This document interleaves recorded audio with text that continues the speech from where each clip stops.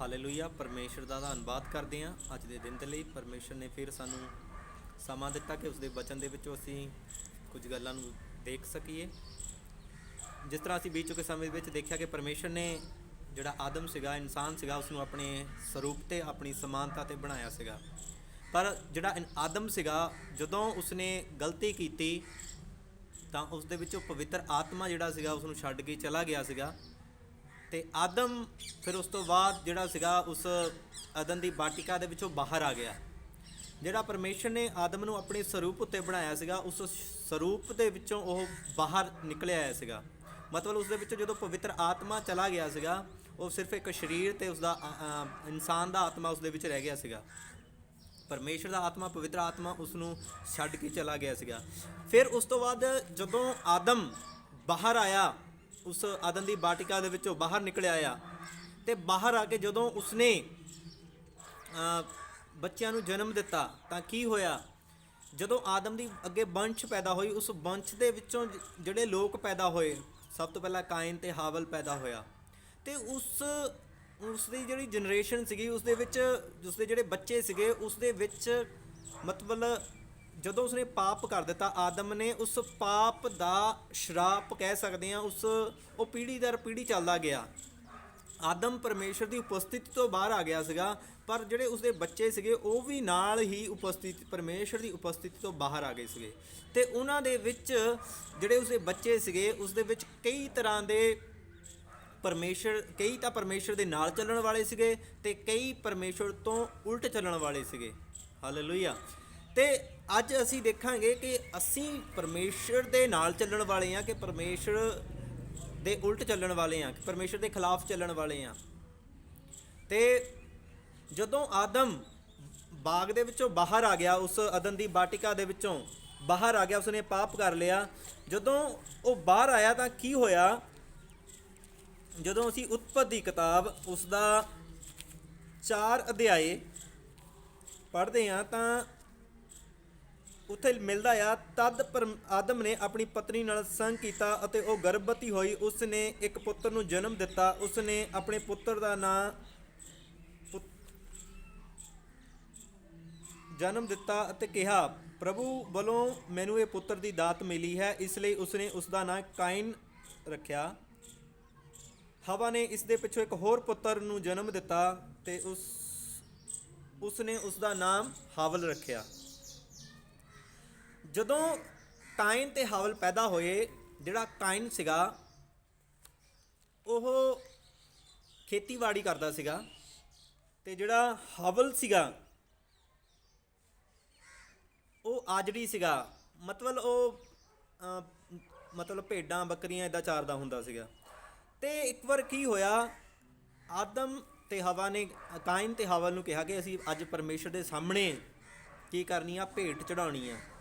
ਕਿ ਤੁਸੀਂ ਵੀ ਆਪਣੀ ਜਿਹੜੀ ਤੁਸੀਂ ਕਮਾਈ ਕਰਦੇ ਆ, ਤੁਸੀਂ ਫਸਲ ਬੀਜਦੇ ਆ, ਤੁਸੀਂ ਆਪਣੇ ਇੱਜੜ ਦੇ ਵਿੱਚੋਂ ਕਾਇਨ ਨੂੰ ਕਿਹਾ ਕਿ ਤੂੰ ਆਪਣੀ ਖੇਤੀਬਾੜੀ ਦੇ ਵਿੱਚੋਂ ਪਰਮੇਸ਼ਰ ਦੇ ਲਈ ਲੈ ਕੇ ਆ, ਕਿ ਉਸ ਦੇ ਸਾਹਮਣੇ ਭੇਟ ਅਰਪਣ ਕਰੀਏ।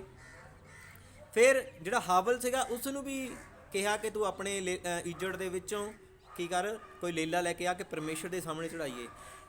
ਜਦੋਂ ਕਾਇਨ ਵੀ ਲੈ ਕੇ ਗਿਆ ਪਰਮੇਸ਼ਰ ਦੇ ਸਾਹਮਣੇ ਅਤੇ ਹਾਵਲ ਵੀ ਲੈ ਕੇ ਗਿਆ, ਜਦੋਂ ਲੈ ਕੇ ਗਏ ਪਰਮੇਸ਼ਰ ਦੇ ਸਾਹਮਣੇ ਆਪਣੀਆਂ ਭੇਟਾਂ ਨੂੰ ਲੈ ਕੇ ਗਏ, ਮਤਲਬ ਪਰਮੇਸ਼ਰ ਨੂੰ ਬਲੀ ਚੜਾਉਣ ਦੇ ਲਈ ਲੈ ਕੇ ਗਏ, ਤਾਂ ਲਿਖਿਆ ਵਾ, ਕੁਝ ਦਿਨਾਂ ਦੇ ਪਿੱਛੋਂ ਕਾਇਨ ਆਪਣੀ ਫਸਲ ਦਾ ਕੁਝ ਫਲ ਚੜਾਵੇ ਦੇ ਤੌਰ 'ਤੇ ਪ੍ਰਭੂ ਦੇ ਸਾਹਮਣੇ ਲੈ ਕੇ ਗਿਆ। ਹਾਵਲ ਵੀ ਆਪਣੇ ਇੱਜੜ ਦਾ ਪਲੋਠਾ ਲੇਲਾ ਲੈ ਕੇ ਆਇਆ ਅਤੇ ਉਸ ਨੇ ਉਸ ਦੀ ਚਰਬੀ ਪ੍ਰਭੂ ਦੇ ਸਾਹਮਣੇ ਚੜਾਵੇ ਦੇ ਤੌਰ 'ਤੇ ਚੜਾਈ। ਪ੍ਰਭੂ ਹਾਵਲ ਦੇ ਚੜਾਵੇ ਤੋਂ ਖੁਸ਼ ਹੋਇਆ, ਪਰ ਉਸਨੇ ਕਾਇਨ ਅਤੇ ਉਸ ਦੇ ਚੜਾਵੇ ਨੂੰ ਪਸੰਦ ਨਾ ਕੀਤਾ। ਇਸ 'ਤੇ ਕਾਇਨ ਬਹੁਤ ਕ੍ਰੋਧਿਤ ਹੋਇਆ ਅਤੇ ਉਸ ਦਾ ਮੂੰਹ ਉਤਰ ਗਿਆ। ਪ੍ਰਭੂ ਨੇ ਕਿਹਾ, ਤੂੰ ਕ੍ਰੋਧਿਤ ਕਿਉਂ ਹੈ ਅਤੇ ਤੇਰਾ ਮੂੰਹ ਕਿਉਂ ਉਤਰ ਗਿਆ ਹੈ? ਜੇਕਰ ਤੂੰ ਭਲਾ ਕੰਮ ਕਰੇ ਤਾਂ ਤੂੰ ਸਵੀਕਾਰ ਕੀਤਾ ਜਾਵੇਂ, ਪਰ ਜੇਕਰ ਤੂੰ ਭਲਾ ਕੰਮ ਨਹੀਂ ਕਰਦਾ ਤਾਂ ਪਾਪ ਤੇਰੇ ਅੱਗੇ ਅੱਗੇ ਰਹਿੰਦਾ ਆ ਅਤੇ ਉਹ ਤੇਰੇ 'ਤੇ ਰਾਜ ਕਰਨਾ ਚਾਹੁੰਦਾ ਹੈ, ਪਰ ਤੈਨੂੰ ਉਸ 'ਤੇ ਕਾਬੂ ਪਾਉਣਾ ਚਾਹੀਦਾ ਆ। ਅਤੇ ਜਿਹੜਾ ਕਾਇਨ ਸੀਗਾ ਉਹ ਪਰਮੇਸ਼ਰ ਦੇ ਸਾਹਮਣੇ ਆਪਣੇ ਫਸਲ ਦੇ ਵਿੱਚੋਂ ਲੈ ਕੇ ਗਿਆ, ਪਰ ਪਰਮੇਸ਼ਰ ਨੇ ਉਸ ਦੀ ਫਸਲ ਨੂੰ ਅਤੇ ਉਸ ਨੂੰ ਵੀ ਗ੍ਰਹਿਣ ਨਹੀਂ ਕੀਤਾ ਹੈਗਾ। ਜਿਹੜਾ ਹਾਵਲ ਸੀਗਾ ਅਤੇ ਉਹ ਆਪਣੇ ਲੇਲੇ ਦੇ ਵਿੱਚੋਂ ਲੈ ਕੇ ਗਿਆ ਤੇ ਪਰਮੇਸ਼ਰ ਨੇ ਉਸ ਦੀ ਭੇਡ ਨੂੰ ਵੀ ਪਸੰਦ ਕੀਤਾ ਤੇ ਉਸ ਨੂੰ ਵੀ ਪਸੰਦ ਕੀਤਾ। ਕਾਰਨ ਕੀ ਸੀਗਾ? ਦੋਨੋਂ ਇੱਕੇ ਬਾਪ ਤੋਂ ਪੈਦਾ ਹੋਏ ਸੀਗੇ, ਇੱਕੇ ਦੋਨਾਂ ਦੀ ਮਾਂ ਸੀਗੀ। ਕਾਰਨ ਕੀ ਸੀਗਾ ਕਿ ਪਰਮੇਸ਼ਰ ਨੇ ਇੱਕ ਦੀ ਭੇਡ ਨੂੰ ਪਸੰਦ ਕੀਤਾ, ਇੱਕ ਦੀ ਨਹੀਂ ਕੀਤਾ?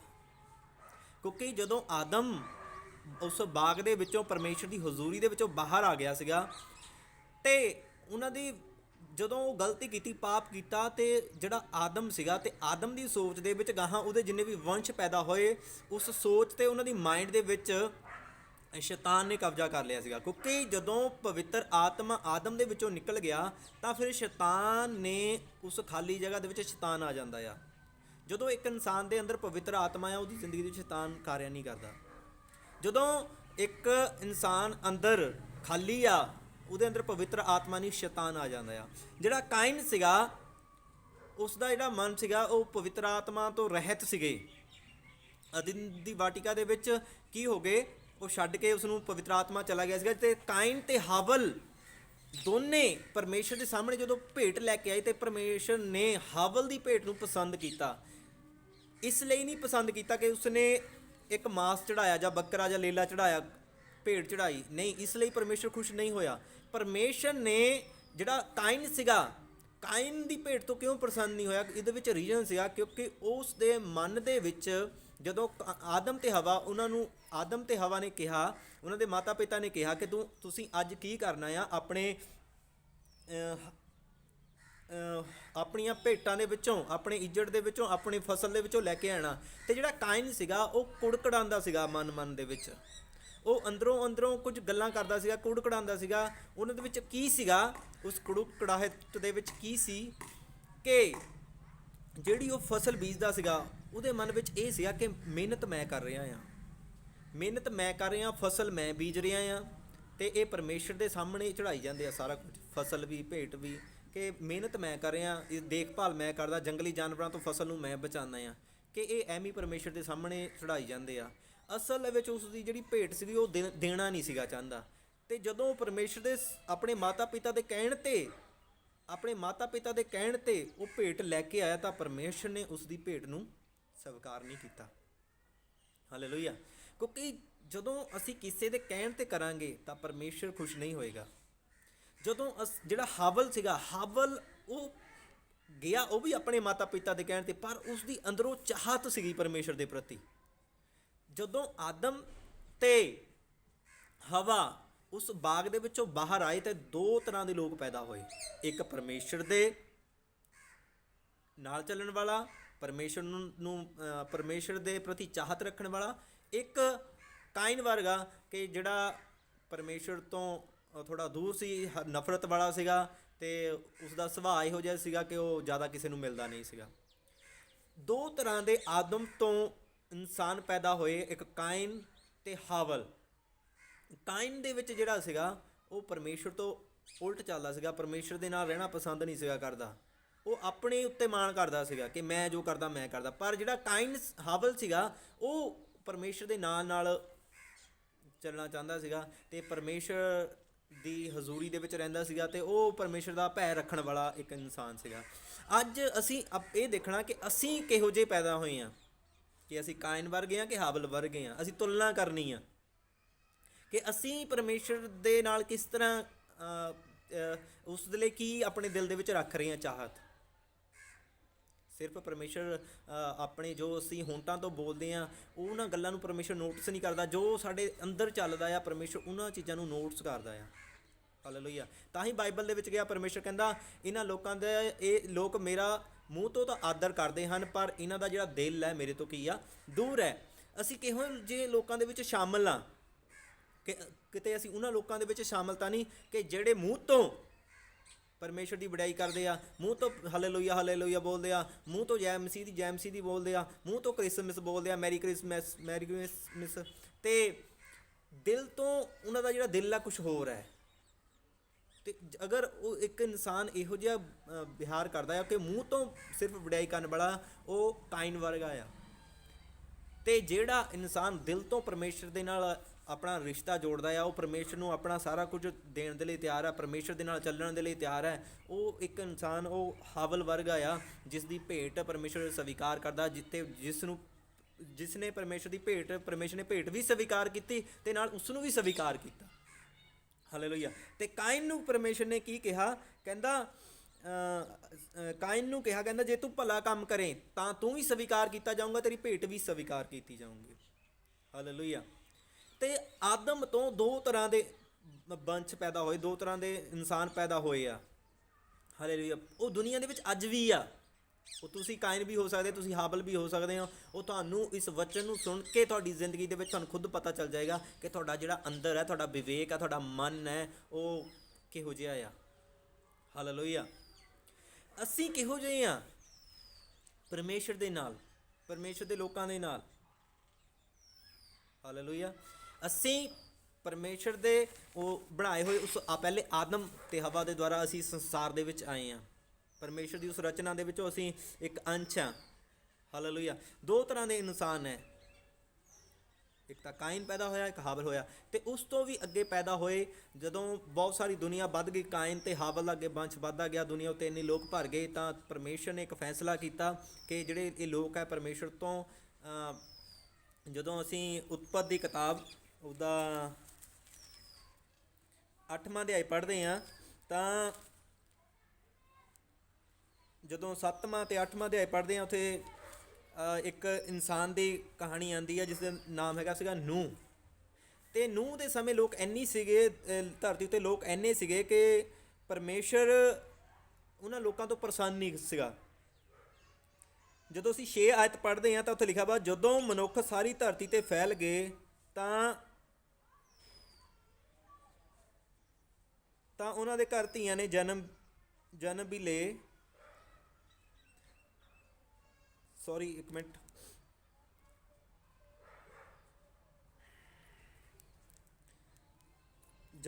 ਜਨਮ ਵੀ ਲਏ। ਤਦ ਦੈਵੀ ਪੁੱਤਰਾਂ ਨੇ ਮਨੁੱਖੀ ਧੀਆਂ ਨੂੰ ਦੇਖਿਆ ਜੋ ਸੁੰਦਰ ਸਨ, ਇਸ ਲਈ ਉਹਨਾਂ ਨੇ ਆਪਣੇ ਮਨ ਪਸੰਦ ਅਨੁਸਾਰ ਉਹਨਾਂ ਵਿੱਚੋਂ ਆਪਣੇ ਲਈ ਪਤਨੀਆਂ ਚੁਣੀਆਂ। ਪ੍ਰਭੂ ਨੇ ਕਿਹਾ, ਮੇਰਾ ਆਤਮਾ ਮਨੁੱਖ ਦੇ ਨਾਲ ਹਮੇਸ਼ਾ ਨਹੀਂ ਰਹੇਗਾ, ਕਿਉਂਕਿ ਉਹ ਕੇਵਲ ਸਰੀਰ ਹੈ। ਮਨੁੱਖ ਹੁਣ ਕੇਵਲ 120 ਸਾਲ ਤੱਕ ਜਿਉਂਦਾ ਰਹੇਗਾ।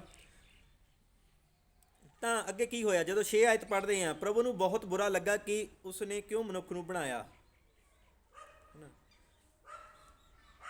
ਫਿਰ ਪਰਮੇਸ਼ਰ ਨੇ 7 ਆਇਤ ਵਿੱਚ ਕਿਹਾ, ਪ੍ਰਭੂ ਨੇ ਕਿਹਾ, ਮੈਂ ਆਪਣੇ ਰਚੇ ਮਨੁੱਖ ਨੂੰ ਨਾਸ਼ ਕਰ ਦੇਵਾਂਗਾ।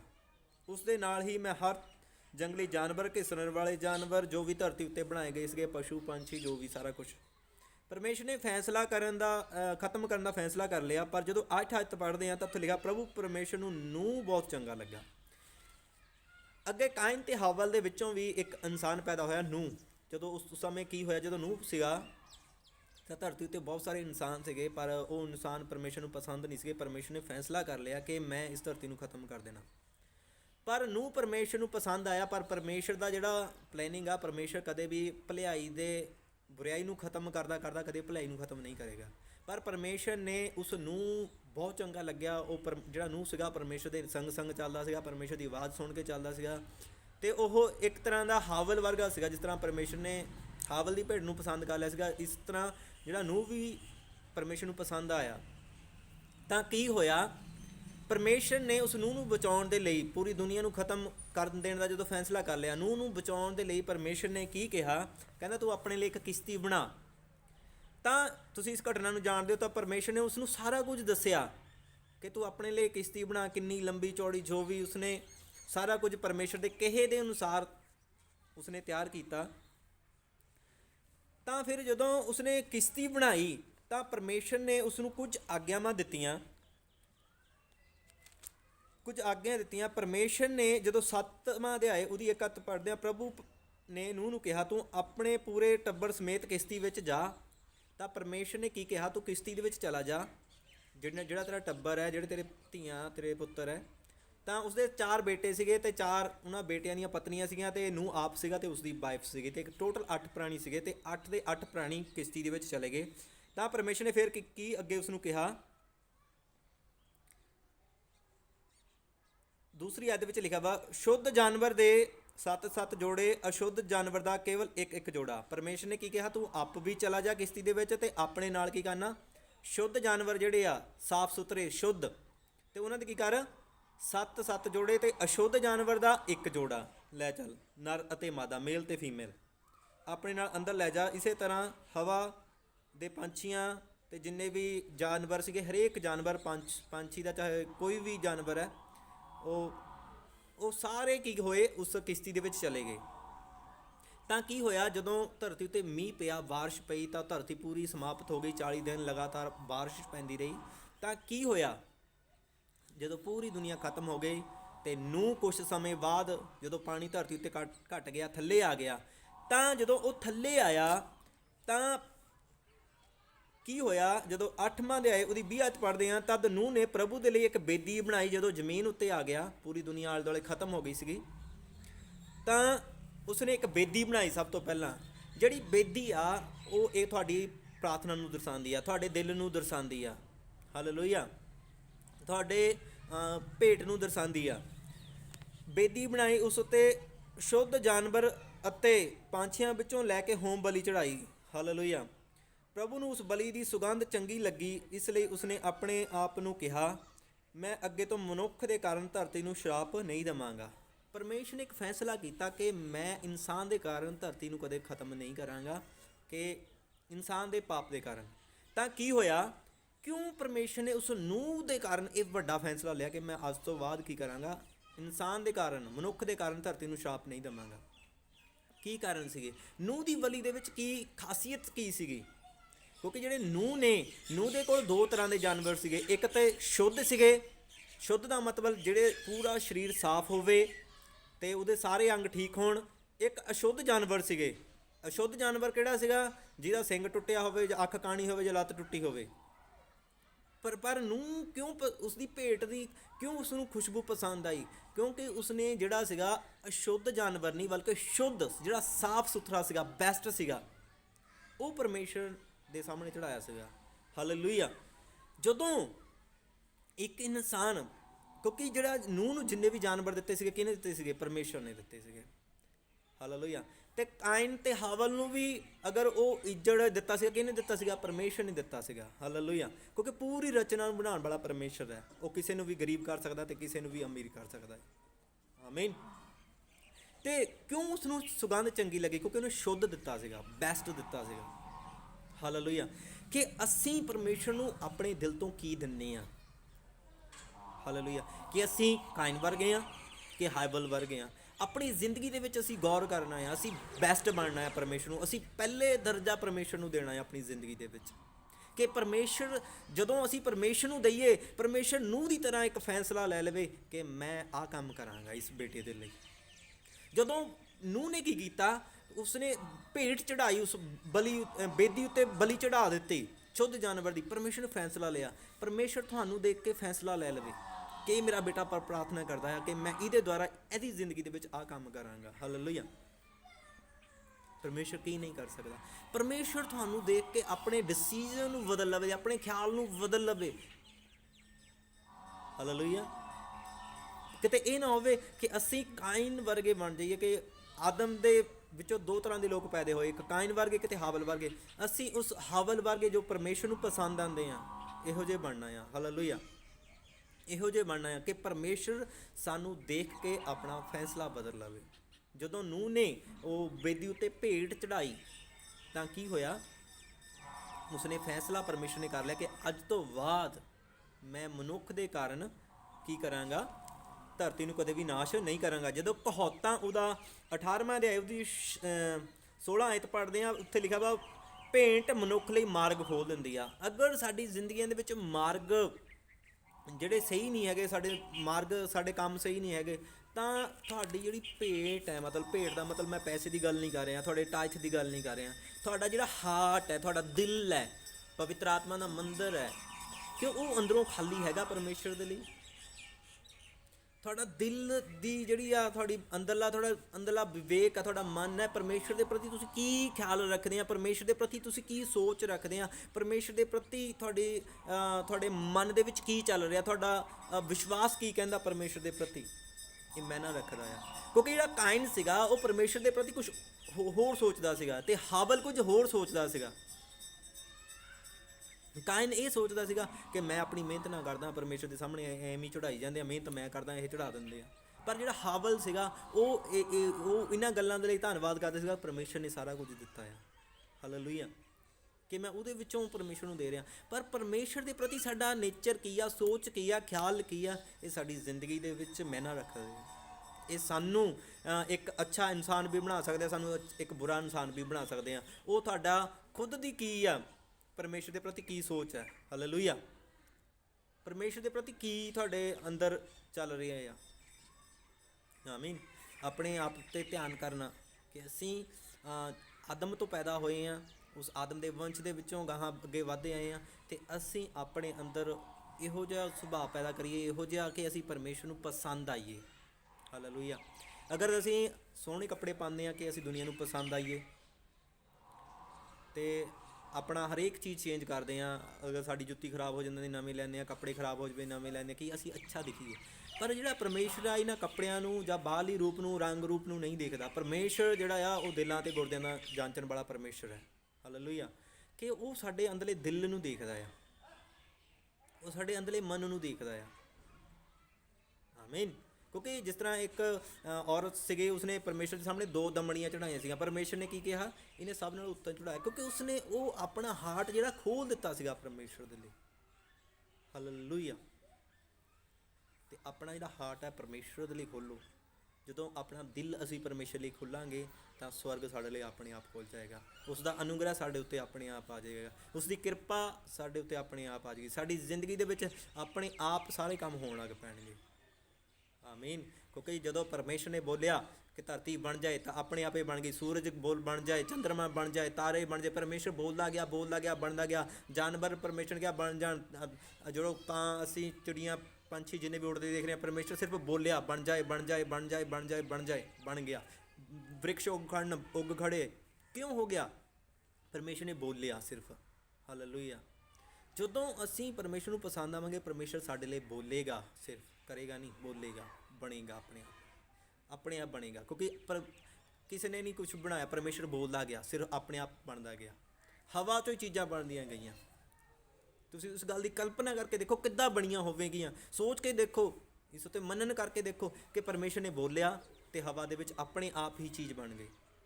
ਪਰਮੇਸ਼ਰ ਨੇ ਬੋਲਿਆ ਕਿ ਪੰਛੀ ਬਣ ਜਾਣ ਅਤੇ ਬਹੁਤ ਸਾਰੀਆਂ ਚਿੜੀਆਂ ਕਾਂ ਪੈਦਾ ਹੋ ਗਏ। ਕਲਪਨਾ ਕਰਕੇ ਦੇਖੋ, ਇਸੇ ਤਰ੍ਹਾਂ ਤੁਹਾਡੀ ਜ਼ਿੰਦਗੀ ਦੇ ਵਿੱਚ ਆਪਣੇ ਆਪ ਕੰਮ ਹੁੰਦੇ ਰਹਿਣਗੇ। ਜਦੋਂ ਪਰਮੇਸ਼ਰ ਤੁਹਾਡਾ ਦਿਲ ਨੂੰ ਉਸ ਨੂੰ ਪਸੰਦ ਆਏਗਾ, ਤੁਹਾਡਾ ਵਿਵਹਾਰ, ਤੁਹਾਡਾ ਜੋ ਪਰਮੇਸ਼ਰ ਦੇ ਪ੍ਰਤੀ ਰਵੱਈਆ, ਜੋ ਪਰਮੇਸ਼ਰ ਦੇ ਪ੍ਰਤੀ ਸੋਚ ਹੈ, ਅਗਰ ਪਰਮੇਸ਼ਰ ਨੂੰ ਪਸੰਦ ਆ ਗਈ, ਤੁਸੀਂ ਉੱਚੇ ਜਾਣ ਵਾਲੇ ਹੋ ਯਿਸੂ ਮਸੀਹ ਦੇ ਸਾਮਰਥੀ ਨਾਂ ਦੇ ਵਿੱਚ, ਹਾਲੇਲੂਇਆ। ਅਸੀਂ ਕਿਹੋ ਜਿਹੇ ਮਨੁੱਖ ਹਾਂ?